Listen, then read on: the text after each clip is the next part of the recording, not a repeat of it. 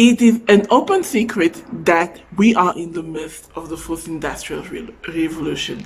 And Africa, like many of its counterparts, is playing its role in advancing this age of industrial revolution.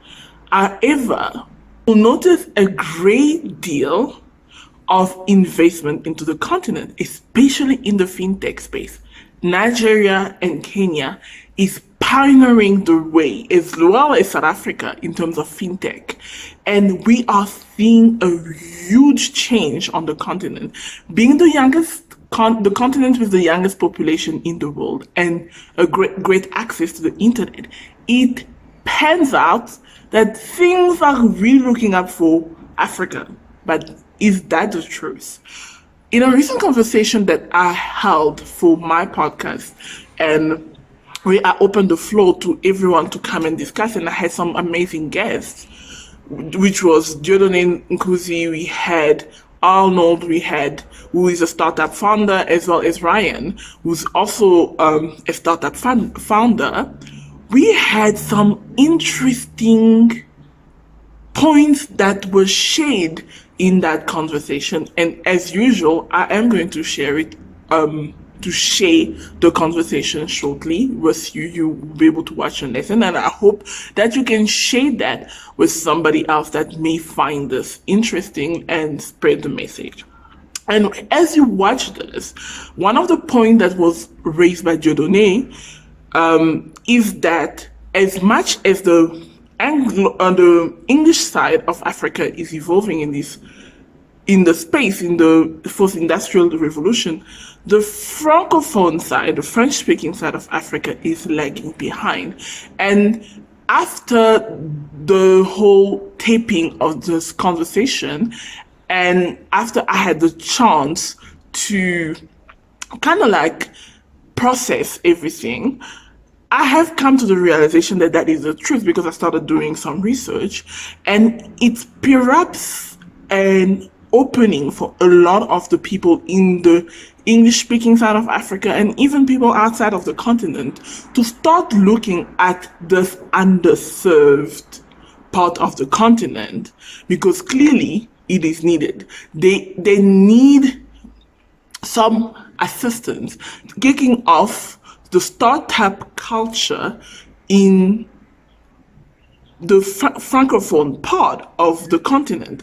I am quite sure there are quite a lot of opportunities, and these are being neglected.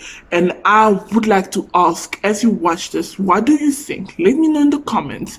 Reach out to me on LinkedIn. What do you think should be done to ensure that the francophone part of Africa does not lag behind, so that we can create more opportunities, as well as how do we ensure that all Africans, irrespective of which part of the continent you are at, benefit from what this fourth industrial revolution could mean? Because we cannot lie, we still are facing high unemployment rates. We are still facing a lot of structural unemployment problems, which simply means that people applying for positions do not meet the criteria, they do not have the necessary skills. So we have a skill shortage, and we are losing the experienced labor to the other continent. So what can we do to address these issues? And as you watch this, as you listen to this, if you have any idea, share that in the comments. Reach out to me via LinkedIn and let's have that conversation. And that could give me an idea on what other type of conversation around the African continent I could bring on this. On this note, don't forget to like, subscribe, and share, and comment. And yeah, let's build this continent together.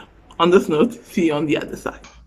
This is Biz with Tanya, brought to you by Wiz Digital Academy, a show for business athletes and online bosses who are ready to take up. Hi, everybody. As others will come through, I know that Ryan is catching a flight, so we are going to kind of start quickly so that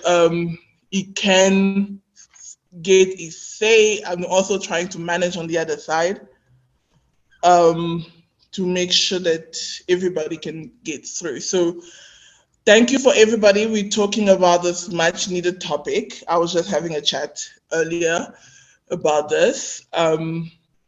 And I wanted to make sure that we have parties that can really bring something to the conversation. So I'm quickly going to let Ryan introduce himself. So as well as Arnold, those are the speakers that are supposed to be here, and will be manning the admin on the side to let people in. So Ryan, could you share a little bit about yourself? Thanks, Tanya. Hi there, everyone else. So my name is Ryan. I'm a mechanical engineer. I studied at the University of Pretoria, and at the moment I run a number of tech firms in South Africa. And essentially what we do is we try to use technology to enable development and growth of the South African economy, and with the idea of extending to the African continent, and really just enabling growth within the infrastructure, education and technology sectors using digitization and digitalization. So that's essentially where I'm at the moment. My one consultancy is called Kosher Consult, and the other one is Neurotechnologies. And busy building a team slowly but surely, trying to also really bridge the unemployment gap at the moment within the technology sector, and really trying to make a difference by bringing all of the right people together and educating the African continent and South Africans on how to really apply technology to be effective in the workplace, in education, and in stimulating economic growth. So that's me in short.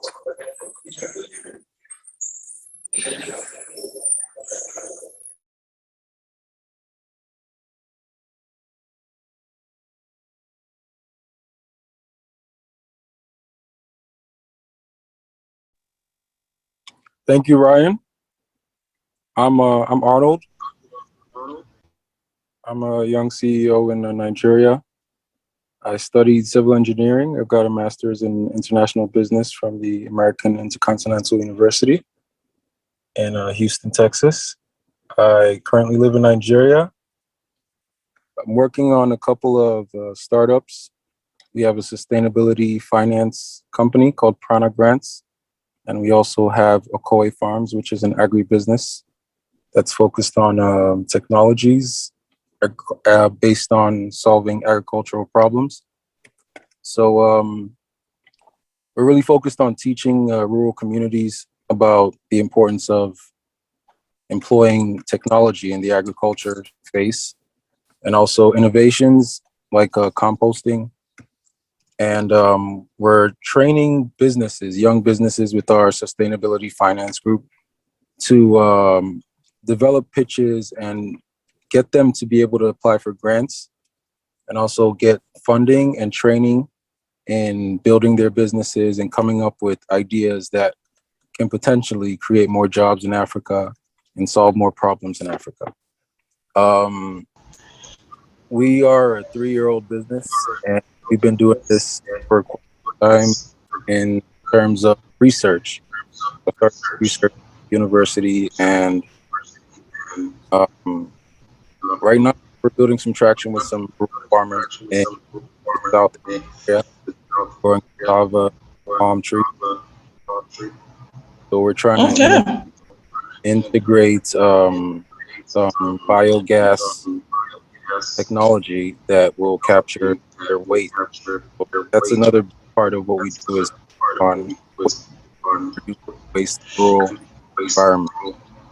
But yeah. Arnold, you're breaking there. You're breaking. You're currently breaking.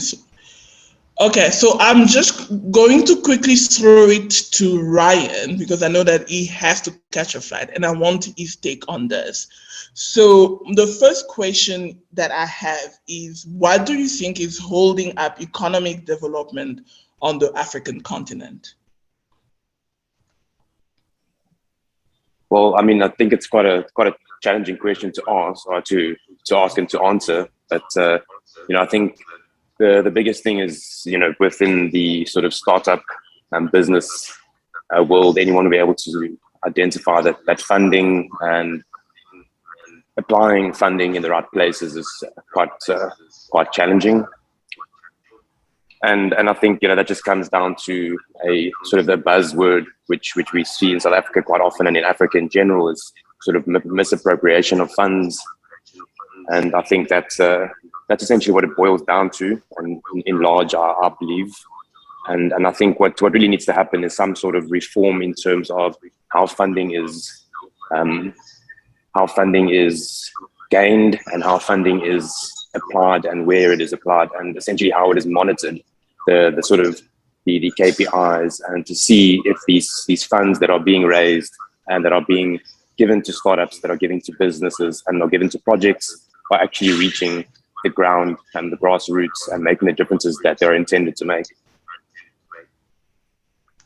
That is a very interesting take, because even during this whole week, as I was speaking to startup founders, the biggest problem is definitely access to fund. And I've also noticed from what I've heard is that a lot of African startups are not having it as easy in terms of raising capital. It's like they have to prove their worth a lot more than the European and their American counterparts. Is that something that you've also come across? Yes, I think any startup business that's looking for funding, trying to raise funding, is always going to be a challenge. I think it is particularly difficult on the African continent. The avenues for funding are generally from private sector, and I think that's a large gap. And to look at how, as you say, it's really challenging, and it's quite difficult to convince that what you're trying to do is make a difference within the economy. You're trying to stimulate economic growth through employment, through technology development at sort of grassroots level, in healthcare, in education, infrastructure development. And it doesn't matter how you pitch your funding or your need for funding. If you haven't got the right avenues and you're not speaking to the right audience, it makes it incredibly difficult. So I think, that's just in terms of startup businesses. I'm sure Arnold will be able to also identify that.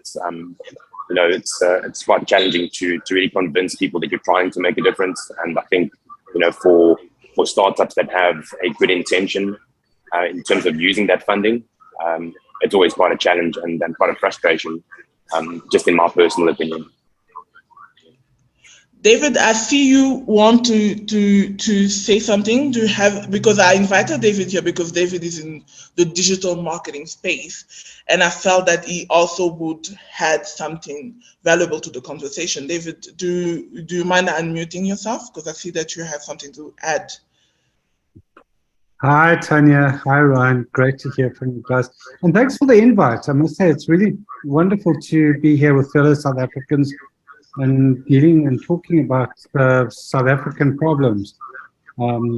Just a little bit about myself. I'm here with, I'm from the CEO Business Club, which has a whole infrastructure that is dedicated to actually helping African companies to actually go to IPO. And this is our aim. Our aim is to take businesses that are perhaps small and don't know exactly what to do, to go and take them into IPO level. We believe that Africa is the next big thing. And if you have a look at all the problems that are happening in Europe and in China, in Asia, Africa is the place to invest in from a overseas point of view. So we are really driving this, and we're going, we've got a whole system in place and infrastructure in place in order to drive people and drive investment into Africa. So I'm listening with great interest to what you as experts have to say, and hand the mic back to you, Tanya. Okay, thank you. So, a question to our startup founders, Arnold, Ryan. My take on this is biased, so I wanted to have you guys answer this. Do you actually feel that the fourth industrial revolution is impacting Africa positively?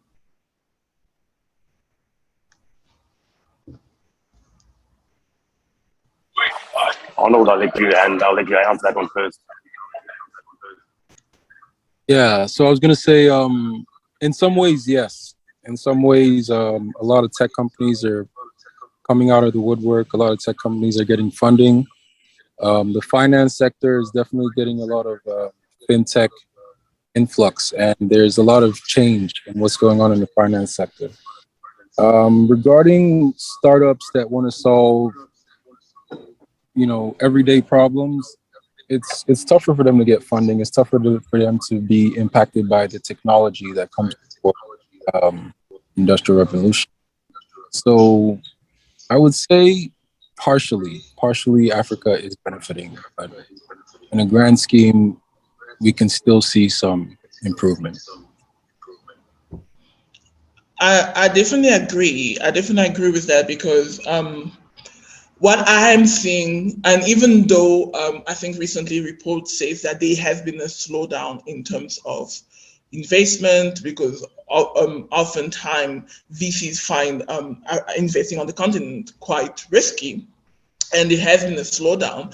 But when I'm looking at the influx of funds, it's definitely the fintech space. The fintech space is definitely been the champion of raising funds. You are looking at rounds of like seed rounds of $1 million, $3 million, some seed level 10, Series A, quite a lot. I mean, with Flutterwave, I think a couple of years back, raising over $100,000 for one of their rounds. We are seeing a lot of development in the fintech space, but I have come to the realization that it's not really reaching the grassroots level. It's not really reaching at the industries on the continent when it comes to credibility, building credibility. I mean, when I started online, I started as an African freelancer.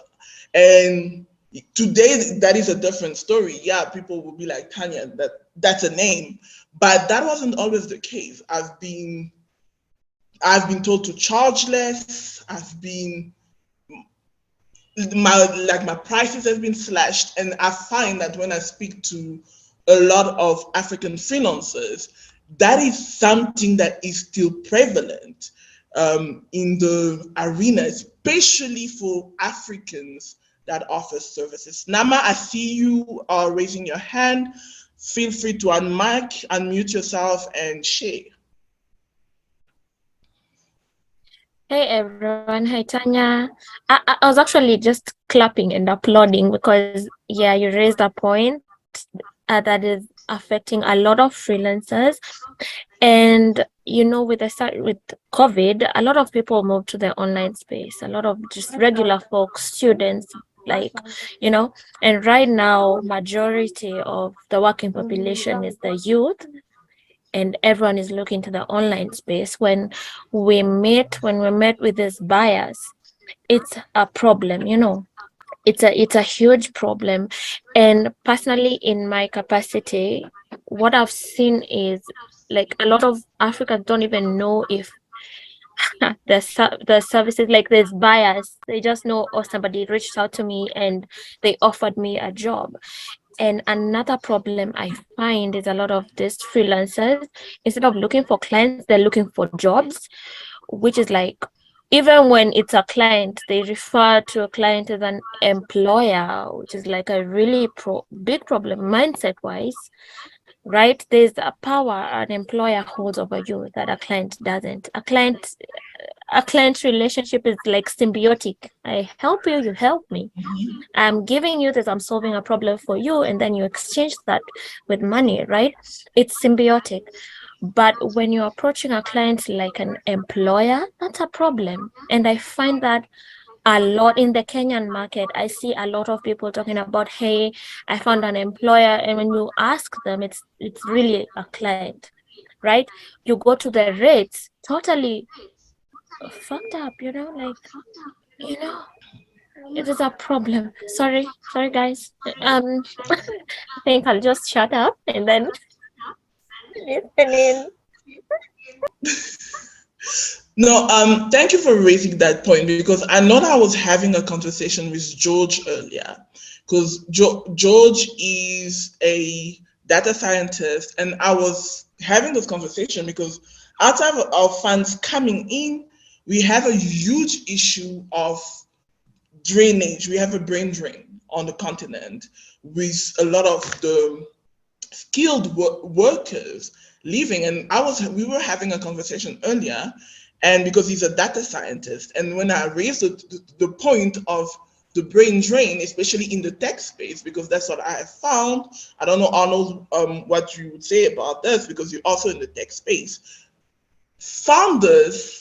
Tech founders in the continent, as well as banks, are having difficulties finding talent. And when I spoke to him earlier, he's like, well, I'm also on my way out.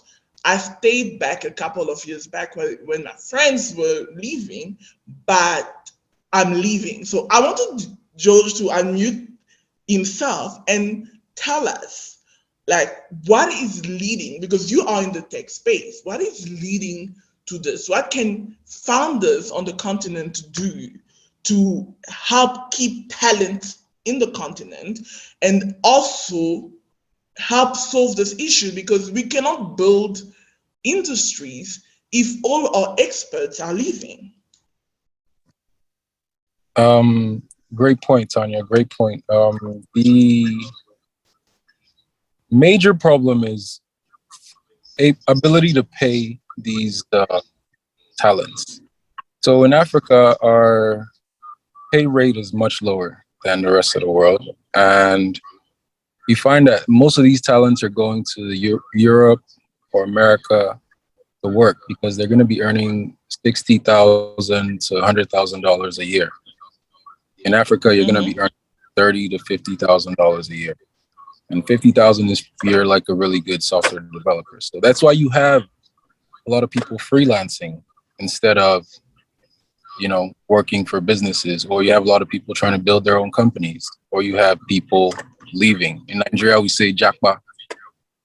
Everybody building up their resumes to get out of here. Either go to school again or find a job somewhere in the world. And another reason, the climate is not favorable.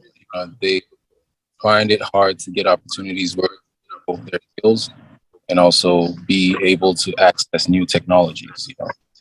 But I was talking to this guy, John, and he specializes in bringing businesses from the West and from Europe to Africa.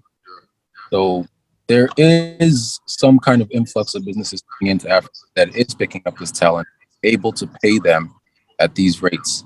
But, their requirements are high, and, youth population through the roof. So we have more youth that need jobs than anywhere else in the world. So you will always have this migration of youth, but I feel like if you look hard enough and you apply grassroots research into getting the youth either from school or getting them from, websites where they have their portfolios posted up, you will be able to get the talent you're looking for. But, like I said, they might still want more because you won't be able to afford to pay them what they would get abroad. So as experienced, sorry, I'll cut you off there. No, go ahead. What you are saying, to stop looking for experienced worker, but for companies to be willing to invest in developing talent.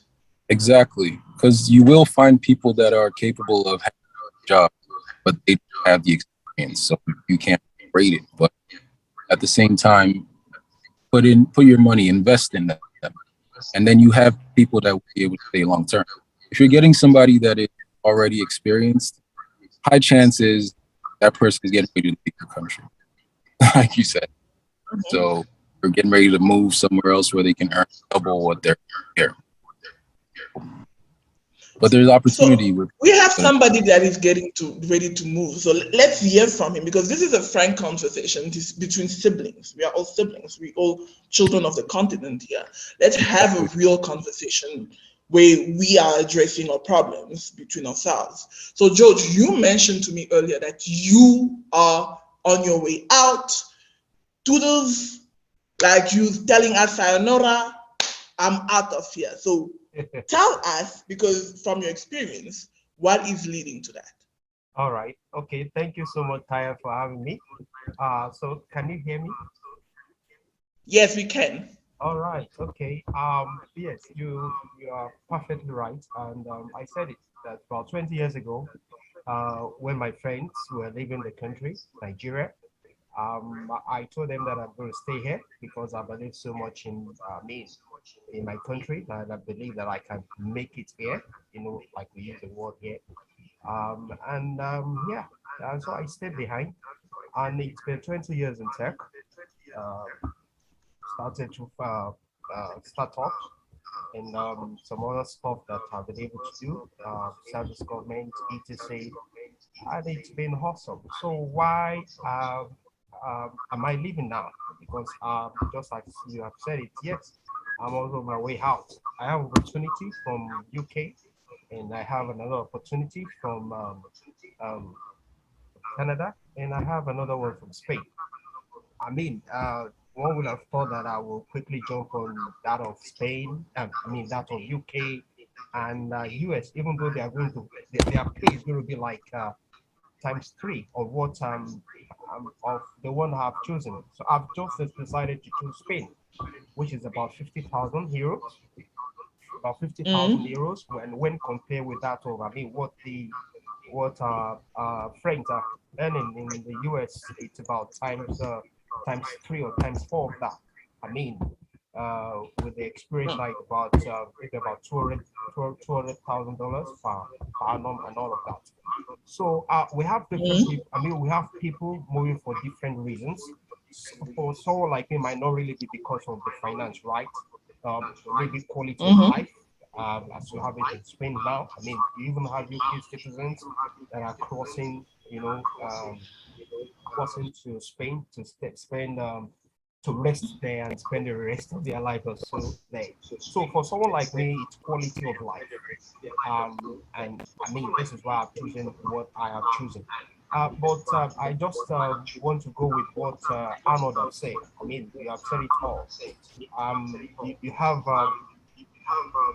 you have because if you are in tech, it's literally that these countries are begging you to come. I was at the embassy some few days ago for some documentations, and I learned that a Nigerian tech person, was like, I mean, UK was also asking for him, and but he decided to go with Spain.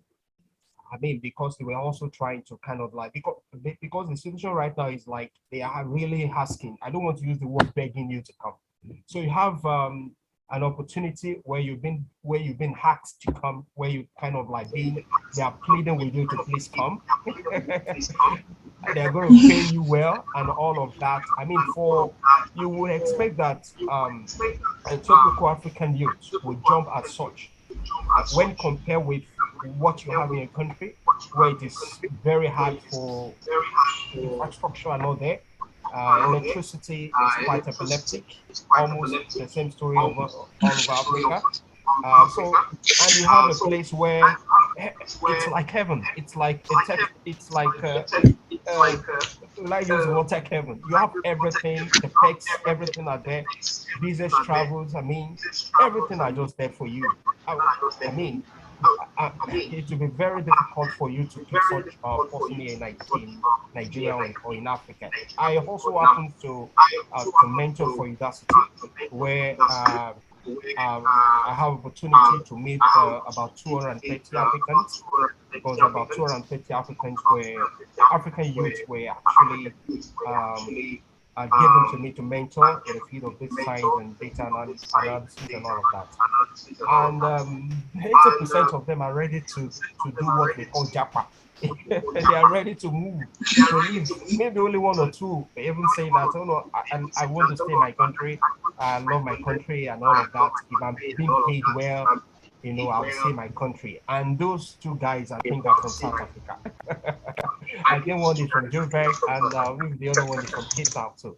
So that's basically why people want to leave, because they have the infrastructure, they have everything. The countries are begging them to come, unlike previous, times where you have to kind of like maybe go through seas, you are running here and there, and spend about 8 years before you get your documentation. But those things are not like that anymore. I mean, I learned that the story I was telling you, earlier on, they actually at the end of the day gave the guy 10-year visa, 10-year visa to come over to Spain with his children. So this is the reason why a lot of our youth are moving out of the country. And if you want to retain them here, yes, because what they actually asking is not really to be rich, but I mean, they want to live that middle class life. Okay, so if you can provide them something like that, infrastructure and all of that, just like Canada did in our country when they started here, give them apartments and stuff like that. They're able to, stuff happen at the end of the day. But at least it worked to some extent. So if you can also offer them better pay, good infrastructure, they want to ride good cars, give them good cars and all that, So I think that is how we're able to retain some of the youth, that are leaving. And of course, the nature, even in the overseas countries, it's very hard to retain tech persons. I mean, the maximum number of years you can have, you should bank that to be able to retain anyone in tech is about 2 years or 3 years maximum. So it's always, it has always been like that.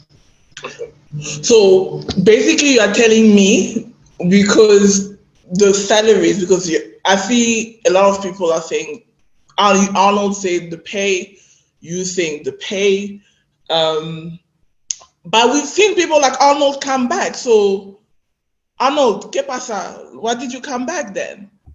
If the pay is better over there? Well, like Dari said, Dari was talking about how his friends left 20 years ago. I left maybe 20 years ago, so I spent a lot of time in the US. I learned quite a bit about how their systems work. And I thought to myself, because the reason I studied civil engineering was to be able to solve problems in Africa. So I thought to myself that maybe I can do it. And I had backing, I had my father who was really into agriculture. So he was always there to push me and, support my dreams. We will be back shortly with your episode. Right now, let's hear a quick word from today's episode sponsor. Are you looking for a simple way to start making sales? Then you'll want to check out our coaching program, Easy Sales Blueprint. Finally, an easy way to sell your program or service. Discover the simple steps to creating a lucrative coaching or consulting business. The Easy Sales Blueprint gives you a step-by-step method to easily make more sales without spending all day on social media, cold outreach, and hitting the door to try a good old-fashioned door-to-door sales system. Apply today by heading to tiny.cc/getmoresales to find out how we can help you achieve online sales success. He always wanted to do that as well. So he retired from oil and gas and came in with me. We've been into palm oil for a very long time, and we've grown a lot of, we sold a lot of drums. But like I said, the pay is not great. So if you come back to Africa, you would have to be able to adapt to the new systems and be able to grind it out. It's tough, like Darius says. It's not easy. It's not for the soft-minded. But I believe it's something that can be done. I believe it's something that we can achieve. I've seen companies reach these levels. Evercare is one of the companies. They invest in recycling. So they do a lot of recycling and waste management, and they create their own fertilizer from composting. You know, it's a government-backed project. It's a European bank-backed project. And that gives me hope that even though fintech and all these other industries are more focused right now, agriculture is the future. And we always have to eat. People are going to need food. And if we want to make a grassroots impact, targeting smallholder farmers would be the ideal way to go, because we have millions of smallholder farmers and then we have maybe 1,000 commercial farmers. So yes, the commercial farmers are doing their best and they're making the big bucks, but they're not enough to feed the country. So putting our investment in the hands of these smallholder farmers, guiding, educating them on innovation, applying technology to their methods, you can transition them from smallholder farmers to agro processors. And that way we are improving the food situation in the country, generating more money for them and for us. And we are able to now bring an impact from Africa to the world. We should be exporting food from Africa, not importing food in Africa. So yeah, that is my drive for being back in Nigeria, and I'm not going to give up. I'm not going to stop. So yeah, I don't know. People want to leave. I left for a long time and I've lived that life, and now I'm back here and I missed my country. So I needed to be here and I needed to make an impact for my children because they'll be here. So I need them to be able to live here comfortably, knowing that we made a good impact and we're able to continue that impact and grow and adapt to this fourth industrial revolution. Thank you. Very good point today, Arnold. Dare and Clarina say, well, your father is very rich. Probably you didn't feel the heat, but I'll come back to you quickly. We have Jordan in the house. Thank you for being able to make it. And one of the reasons I definitely wanted to have you here is because you work in human resource. And one of the reasons, one of the problems that we have on the continent, and we were just discussing, is the brain drain. So, Jordan, could you quickly unmute yourself and introduce yourself, and then we will throw you in the middle of the ocean of this conversation. Yes, sure. First of all, my apologies because I was in another meeting, so I just finished. And can you hear me? Hello? Yes, we can. Yes, we can. Yes. So I feel really sorry for my being late for this call. So my name is Jordan Kunzi. I was born in Congo, DRC, and then I grew up in Europe. I have the opportunity to study in Europe 7 years ago, and I'm currently working for a bank in the DRC. So this is my short summary. What was the question actually about the human resources? Well, one of the things that we were speaking of was the fact that there's a brain drain. There's a lot of influx of investment, especially in the tech space. However, one thing I've come across speaking to a lot of founders is that they cannot meet the requirements that these specialists want, and everybody's leaving for Europe, everybody's leaving for Canada, everybody's leaving for the US. And when I put it to the floor, because we have Dare here, who was a data scientist who's on his way out, he told us that African companies, institutions are not able to meet the requirement that they desire from jobs. So since you are the head of a human resource department, what can you as the private sector do so we can retain our talent on the continent, so that we can ensure that the fourth industrial revolution is actually beneficial to the continent. Because if we cannot have talent to work, no matter how much investment we attract into the continent, we still have problems. Okay. So first of all, I would like to point out something very important. Currently in Africa, we have environments that are not really suited to the industrial revolutions. I will explain why.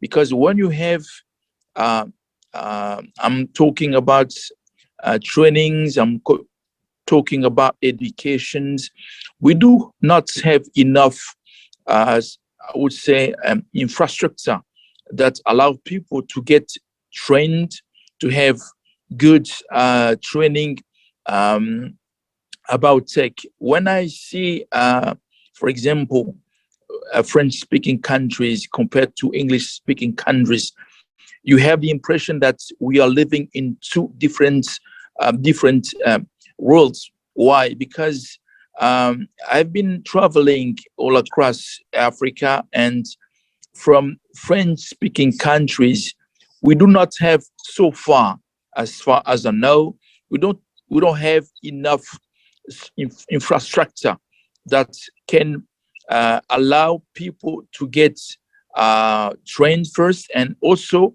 we don't have any environment that promotes entrepreneurship. When you compare to the English-speaking countries, you see that there are more possibility for entrepreneurs. People are more qualified to start their own business, and that's a big issue. So when you're talking about brain, people living Africa, you will see that there is a big differences from French countries compared to English countries. I would say that the main problem that we facing about human resources in Africa is about the environment that allow you to get trained and to have a opportunity to work. Even though people, I would take again an example from French-speaking country, because that's where I'm currently working. In French-speaking countries, there are no enough opportunities people to work. That's one of the reasons why people leave. When you have been graduated and you don't find any opportunity to work, it means that you need to find another way to survive or to live. And people are ready to leave because they don't have any opportunity. So I think that even though you are working in the private sector, I don't feel like we have enough opportunity for work. And that's why people do leave. And if we can have those environments that allow people to be their own bosses, the environment that allow people to get, I would say, to get hired by companies, there won't be any people leaving. The problem is people leaving because there are no opportunity. Even though you are school, you have been graduated from whatever university, if there is no space, no opportunity that allow you to put in place or to organize yourself from working perspective, then you have no choice than to leave. And that's one of the problems that we have in the French-speaking countries. Interesting. Wow, that's interesting, because there is a stark difference between English speaking countries and French speaking countries. Given the fact that I'm actually even from both, I can definitely understand the differences in terms of cultures, in terms of navigating the workspace. But then there's something that I actually wanted to raise. because I find that the private sector sometimes lacks flexibility in terms of filling positions. For example, why not, in the event that you cannot fill positions permanently, why not look at independent contractors? Because we are seeing that in the tech space, I think the tech space has definitely been one of the most flexible environments to work in and live in, because I have seen, for example, I have a friend, he was previously a project manager for a big firm, and one of the things that we see with a lot of Gen Zs and a lot of millennials, we want flexibility, we want to have balance of life, we want to have a life and still have a career, and that sometimes in the private sector doesn't gel. This is one of the reasons why I left the private sector, because I couldn't balance having a life and actually having a career, because it was a constant game of take or leave it. So what can the private sector do in terms of flexibility, in terms of remote work? I think that is something that a lot of employees right now are pushing back against when people are asking them to come back to the office. They've found the lifestyle of remote work much more flexible and it suits their life, but the private sector is not coming to the party. And I think that also is contributing greatly to the great resignation as well, that outside of the whole moving abroad thing that is happening in Africa, even those that are staying in the continent are refusing to work for the private sector because of lack of flexibility. So, Jodone, I want to put that question up to you to answer, and then we'll take some questions from the board, from everybody that is here, if they have any comment. Thank you. I would like to point out something. When you talk about the great resignations or flexibility in the private sector, you should know that in Africa, from a cultural perspective, you cannot compare what's going on, I would say, outside Africa with what we are living. First of all, you should know that because of the fact that there are less possibility of work. So when you say take it or leave it, it's because you don't have any opportunity. When you have opportunity, you have the capacity to say, oh, I don't want to do this kind of job, I want to do this kind of job. But when you have not enough opportunity, do you really think that people will try to think twice before accepting? This is because the environment where you're living does not allow you to have the choice. And that's why you cannot have flexibility at all. I'm talking about when you imagine that you're refusing a job offer. You know that when private sector publish one offer, you have more than 500 people who are applying for that job. You understand easily that if you refuse to take the job, that there are so many people who are doing the queue. So even though you were talking about flexibility comes with opportunities. When you don't have enough jobs offers, you don't have enough companies that are ready to pay you a certain level of salary, you come back in an environment where you are obliged or you are forced to accept it. So it's very difficult to speak about flexibility when you are living in an environment that cannot offer you possibility of saying no or yes. And that's exactly one of the pinpoints in human resource and working environment where we're living currently in Africa. We do not have enough job offers. And even though you have job offers, then you have more than people than expected. And when I'm selecting people, for example, for a job offer in my current company, I have the possibility of interviewing more than 100 people for just one job offer. So there is no possibility of talking about flexibility. That's first point. Second point, you talked about the Great Resignation. You know, you cannot speak about Great Resignation because when you resign, it means that you have another choice, or you could have another possibility of working. If you don't have enough job offer, when you resign, where are you going to? You understand my point? I understand your point, and I think Nama has wants to speak to you because she raised her hand. Nama and Hi everyone. I just wanted to address what Nkosi said. I hope I said your name right.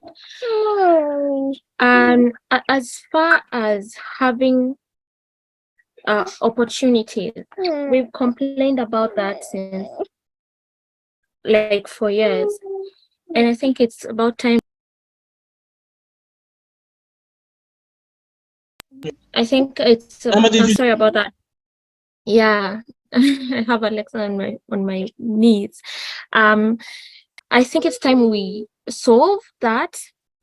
And I personally love encouraging people to build their personal brands, because Africa is highly educated. Like, majority of the youth gone to school, we're highly resourceful people. Like, since time immemorial, we've been those people who can think outside the box and do things, But when we sit and expect for opportunities to be created and for us to fit into them, that is never going to happen. No one in the world is going to put that energy into helping us out. So it's up to us to create our own opportunities. And I highly recommend people to go out there. Right now, there are like social media platforms, LinkedIn, Facebook. Monetize what you know.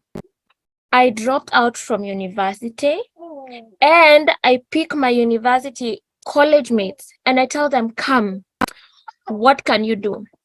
What do you know how to do? Just like without even thinking, let's brainstorm on how you could be able to solve somebody's problem right from where you are, instead of waiting. And I know a lot of people, a lot of my classmates, I know we were like 34 in my class, and only a handful are employed. The rest, we have conductors like matatu touts. How do you call them in English? Like public service touts. Already there are people who are like loitering in the streets, garbage picking. These are university graduates. These are people who graduated with IT degrees. Can you imagine the waste that's on our streets? We have great minds on our streets, but we've got to start being resourceful with what we have. Instead of waiting, go out there and create opportunities. Right now, I pay my brother to help me with my work, to do the lead generation for my clients. I hire an extra set of hands. If I had waited, I can't imagine if I'd waited to get an opportunity to work in IT as somebody, in an office. I can't imagine where I'd be. It's about time we start thinking outside the box, start creating these opportunities ourselves, start creating opportunities to hire and create financial freedom for others, not just for ourselves. That's just my thoughts, my contribution. But I think we could do it. It's not difficult to do. And when you're creating a personal brand on a platform like LinkedIn and whatnot, you're not limited to Africa alone. Your resourcefulness your value could be something extremely valuable to somebody outside Africa. What's limiting you then? You know, it's just your mind. It's just thinking, hey, I can't. And Tanya, you remember in the group just this week, we had this conversation with these guys. And we have one guy who said the reason why he can't go out there and get clients is because he's a student, like he's in university. He's still in school. And Tanya told him, but I also put myself through school and I studied and I worked. And just last month, I had a guy come to one of my coaching programs, and he told me, Nama, I need to get clients because I'm a student. I want to get this off my mom's plate. I want to pay my own fees. Both of these people are in the same, I mean, they're in the same boat, but they're thinking differently, like worlds apart. One's thinking, this is what I have is a problem. The other is thinking, because of where I am, I've got to do something. It's a mindset shift. And I want to invite all of you, like, to encourage others to do this. Like, think outside the box. Think what you can do with what we have. It's past time to complain. We can't complain anymore. Let's start doing things. Let's start doing things and sorting to Kombele as we go, you know? Yeah, that's it. Well said, Nama. Powerful words, powerful mic drop, mind blown. Actually, I see Sharon left because what I wanted, we have Terrence here because me and Terrence have had conversations around having more symbiosis and collaborations between Africans and Blacks in the diaspora. So Terrence, can you quickly introduce yourself? And I'm going to throw the mic at you as to the discussions that we've had around Black people coming together, Africans coming together, the whole, not just Africa being on its own, but maybe also linking back to the diaspora, but outside having these collaborations, because this is something that we need. Because like you said, like Kuzi said, they are like the private sector doesn't want to come to the party because they feel they don't have to. Yet we also have the diaspora on the outside. Can they come to the party so that this fourth industrial revolution can actually benefit everybody? So Terrence, the mic.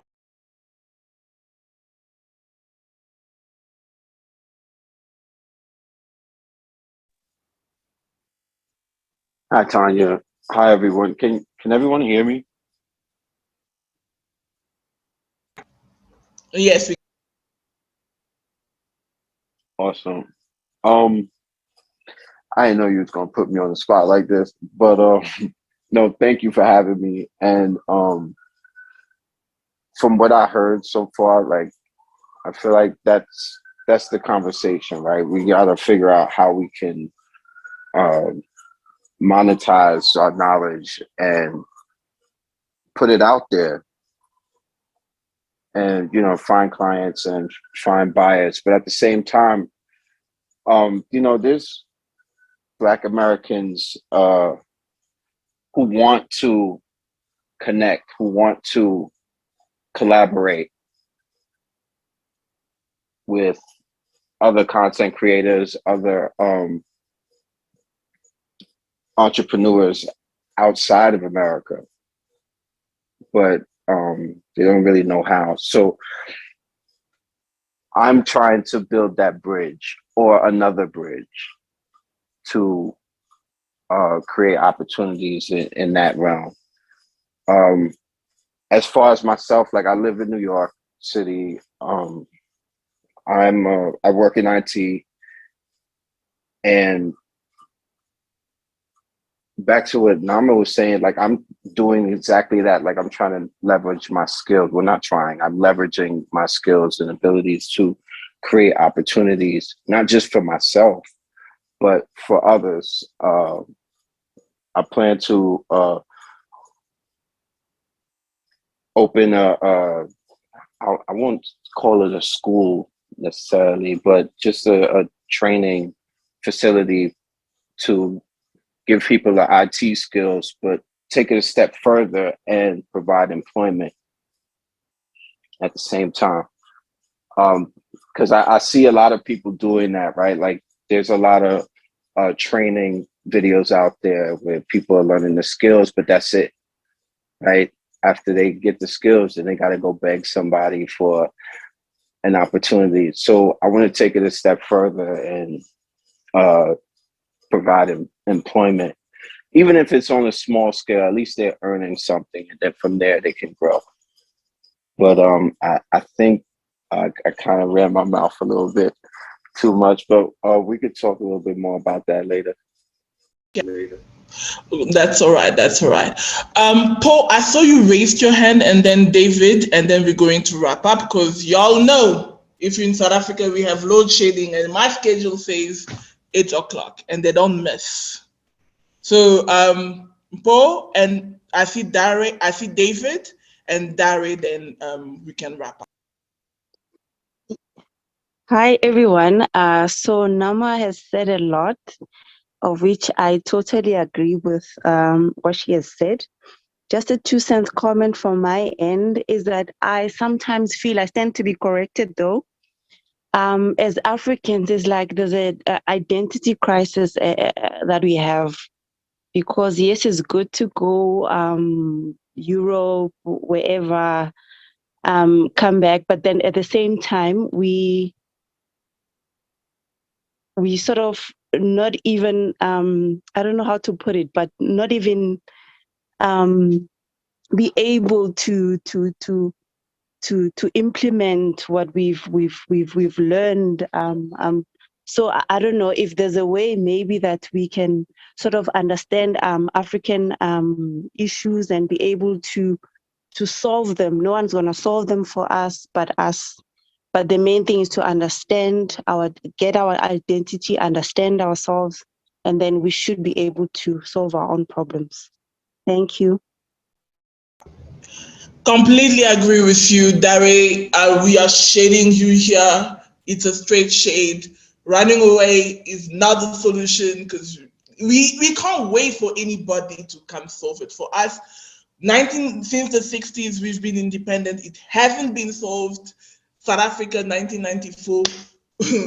Child, the first thing now we do is check in the morning when you wake up, you check your load shedding schedule, what time, so you can sing your day.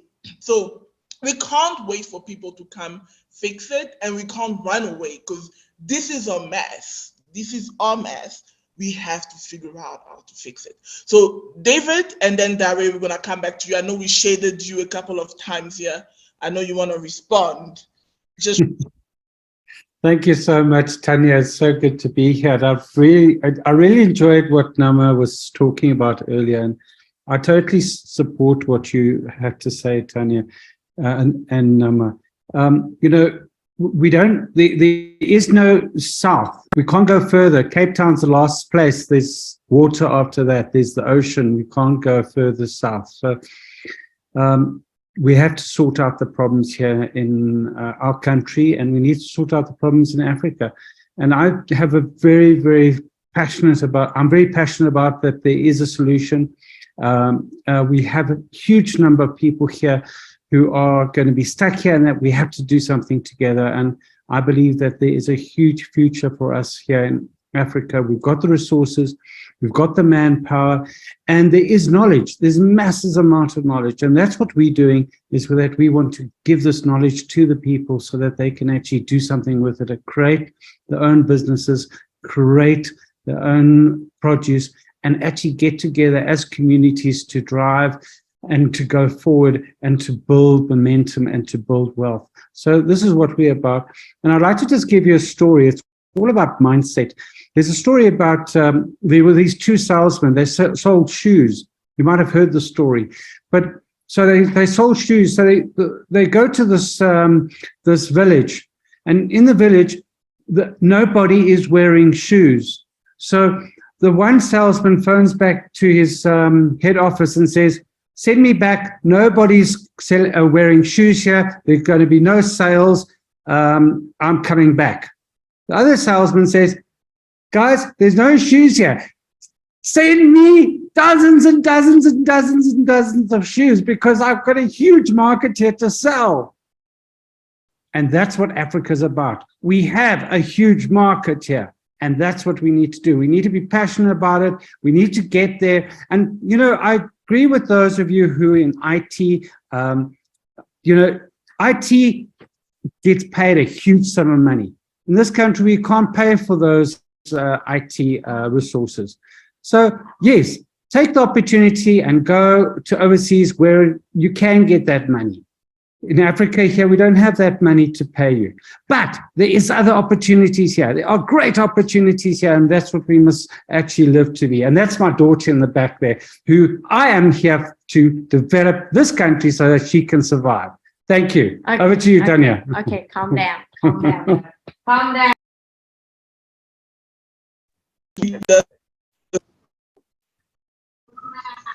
That's so sweet. Thank you for popping by. And this is the truth. This is a home, guys. This is a home. Like, I don't know. I've had the opportunity to travel. Child, the minute I land in Africa, I'm like, yes, I'm home. I'm gonna eat. The hair is different. Everything is different. This is a home. Like, we can't leave. Dale, I know you've been waiting to respond. We've been shading you. So, Mike, over to you. All right. Well, okay. Thank you once again, everyone. Well, let me just go in by saying that maybe you don't really understand what please, can you hear me? Can you hear me? Yes, we can. All right. So I never said that I'm leaving Africa. I mean, permanently. I never said that. Okay. I started exactly 21 years ago in Haiti, in Africa. And we've weathered the storm. It's been very difficult doing some of those stuff here. And now it's really growing. IT is really, tech is really paying in Africa, and it's really growing. This is what we've been talking about. What we've been talking about is finally happening. And do you think I will just leave? So I'm not leaving. I'm just kind of like, maybe I can say, okay. So I've decided to go to a part of Europe where I can rest. Okay. Even while thinking of going somewhere in Spain to work and all of that. I'm even starting something here. I mean, if you look at the my picture, for example, there is something that I'm starting, and it's called Tech for Leadership, or Tech or Leadership through Tech, or Leading with Tech, something like that. And what I really want to do is to give back to the African youth. I'm starting something like a training hub where I'm going to be raising a lot of African youth, and I'm going to be giving back to them because really the opportunities are here, the potentials are here. I mean, it's the potential that this country, Africa, holds is just quite enormous.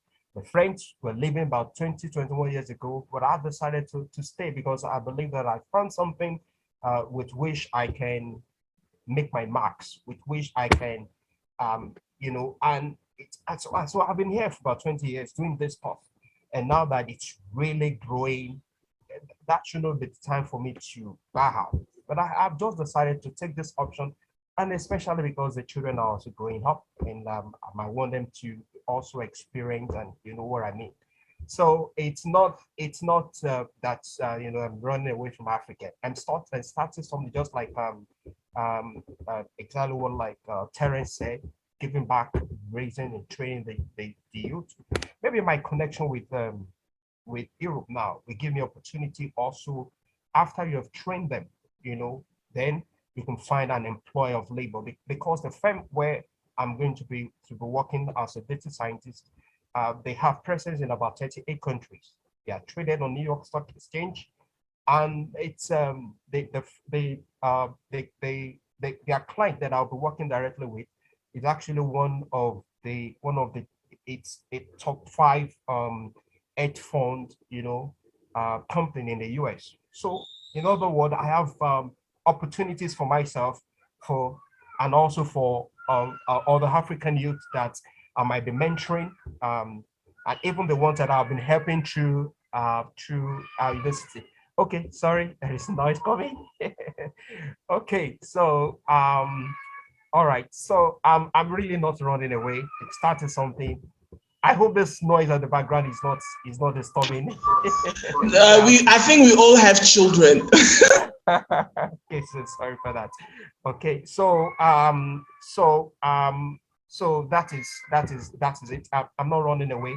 I'm starting something from African youth, and actually going to be giving it back to them free, because really it's not about money.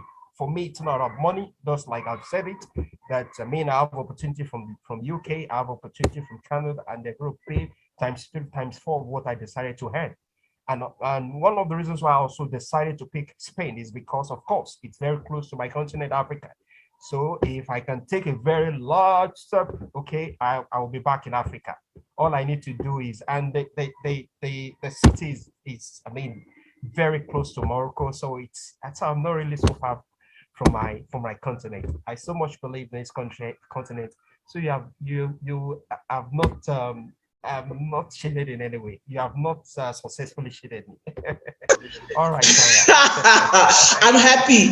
I'm happy that you are you are not leaving completely. And I feel like I'm not. Something just came to mind. You should connect with Kuzi, with Dieudonné, since he said that one of the struggles that they are having was in the French-speaking side of Africa is a skills shortage. So maybe perhaps you guys should connect and have a private conversation. I see you also said that you are going to connect with Terrence. Guys, I really encourage you guys to connect with one another, because not everybody here will ever be my client, and B, somebody here could be your next partner or your next client and everything. So holla at each other.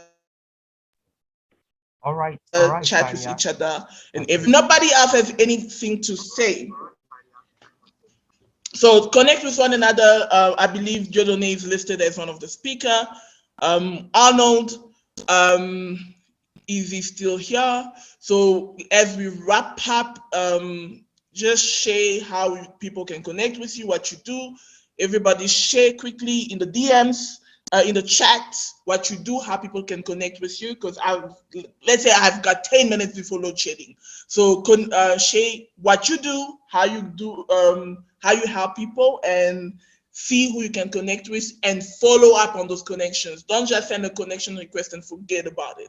Follow up on those connections, have conversations with people. You never know how many doors can be open. So I want to keep quiet, Dare. Quickly, a quick 1 minute, quick 30-second elevator pitch. Drop your LinkedIn profile or where people can connect with you in the chat, and we go quickly 30.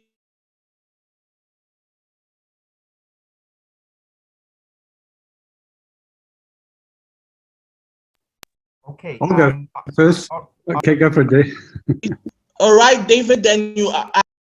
All right, great. Tanya, thank you very much for a fantastic show. I must say, very interesting. I'm David from I Need Expert. I also have the FridayClub.online.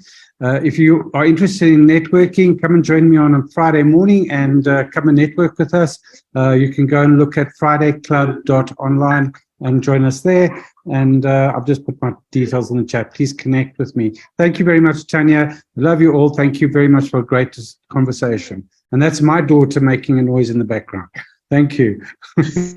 Doreen, you are up next. 30 seconds. Tanya. Hi.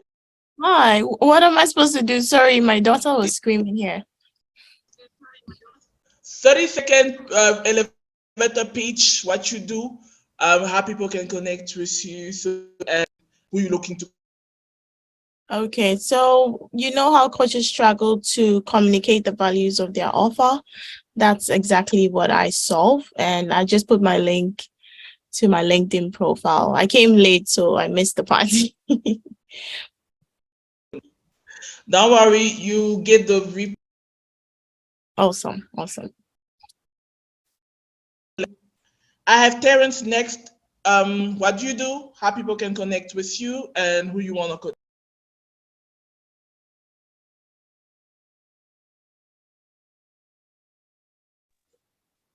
Sure.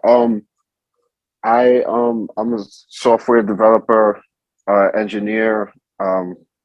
I help people create applications, and right now I'm restructuring my company to take on clients and provide training and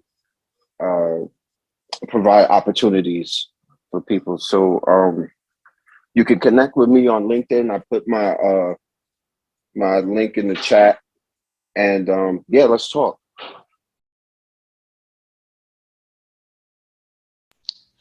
Toby, you are next. 30-second pitch, who you want to connect with, what you do. Hello everyone.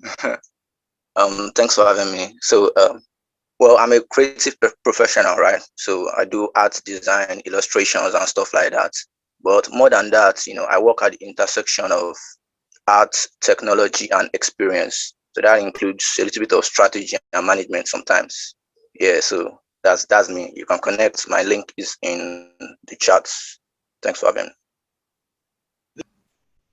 me. Mpo, you are next. What you do, how people can connect with you, and who you are looking to connect. Okay, it's Mpo Bada, a process engineer by profession in the mining and metallurgy industry. I'm also an entrepreneur. I'm into decor, fashion and lifestyle. So I do a lot of crafts.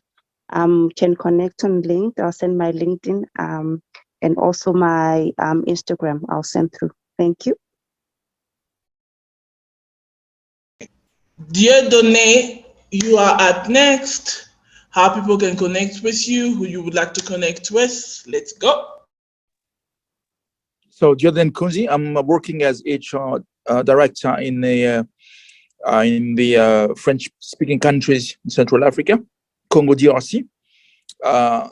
So if you need any advice around HR in French or in English, or do you need any advices when you should come in the DRC, you can contact me.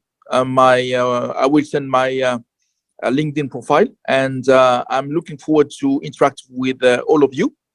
Should you have any question, or you are just to interact and to interact about HR or whatever subjects, and also I'm really available to speak French with you. Dieudonné, I must say your English is really good. It's not as bad as my French, because my French is like wobbly these days. Oh, Adam, really? you are next. I know that you are from Ryan's team. Tell us what you guys do there so people can connect with you guys. Hello, everyone. First, thank you very much for your advices, for sharing your thoughts with us. And thank you, Tanya, for hosting Mr. Ryan Dyer. My name is Adam. I work as customer experience and digital marketing manager. I came back to Africa lately, 2 years ago, after working for more than 20 years around some countries, including France, Norway, and Sweden. And I can just agree with what you said, that the opportunities are here. The tools, we have them to create and to build something that can make us developed countries with a lot of opportunities of work and a lot of innovation, etc. If you have anything you want to talk about, you want to share, you want just to connect, I would leave my LinkedIn in your chat, and looking forward to hear from you again. Thank you very much.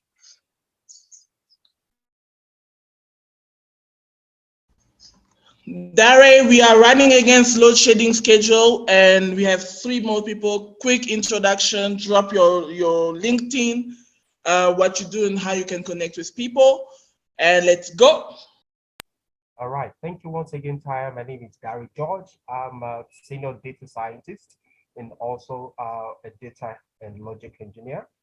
And that's what I do. I have dropped my LinkedIn link.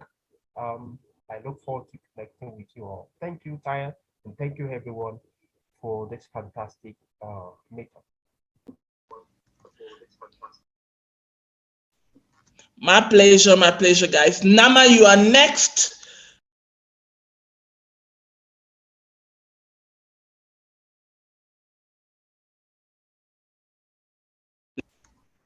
Nama, you there? Because I'm running against load shedding. My electricity is about to go. So, Clarina. Good afternoon, good evening, everyone. My name is Clarina. I'm the new business developer for Biz Community. We are online business to business media publication. And so we provide daily news for about 19 different industries within Africa and especially South Africa. And we've been around for close to about 21 years. I firmly believe that Biz Community is a place for people to connect, to share, and do research on business on. And so I would really suggest that you put your profiles on Biz and start making the noise on there for your businesses. You can connect with me via email. I got stalked not so long ago with people flooding me, asking me for jobs because I used to be the former national recruitment specialist. And that's the reason why I thought I would exit from LinkedIn and not have the updated profile. But connect with me via my email. Thank you. Arnold, before you speak, I believe we had this discussion between in a private consulting session, me and you. So you should connect with Clarina. So if you don't, I swear I'm going to fine you $1,000 on top of anything else you need to pay me. So Arnold, introduce yourself. Clarina and I are already connected. I'm Arnold. I'm a young entrepreneur in Nigeria. I focused on agriculture, and my main focus right now is sustainable financing and funding for startups. So we are Prana Grants. We started in 2019, and we have been working on educating and coaching young entrepreneurs in applying for grants and getting access to grants. So we source grants all over the globe that are applicable to agriculture in Africa specifically. But we're also into technology. So anybody that is looking at a technology startup, we are able to help you look for funding, coach you on your pitch deck, link you with some fund partners that are already in Nigeria and some that are abroad.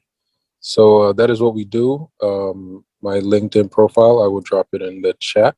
It was great talking to all of you. I would love to build and develop Africa with you. Have a great day. Thank you, everybody. I believe Terrence and Arnold, I had asked both of you to connect.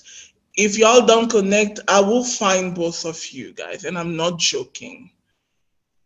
Terrence, Arnold, if y'all don't connect, I will fine the both of you $1,000 each. Either way, thank you everybody for coming through and having the discussion. This was such a pleasure. Hearing from everybody from different perspectives. And I hope that we can keep having these kind of conversations, because this is definitely going on YouTube, and I guess that's why most people did not switch on their cameras, because they didn't have the full face on for the ladies. The gents, I don't know, you don't wear makeup while y'all were off, but anyway, we'll tackle that the next time. So on this note, it's a go. I'm going to leave the room open for 1 more minute for everybody to catch the LinkedIn profiles, the email.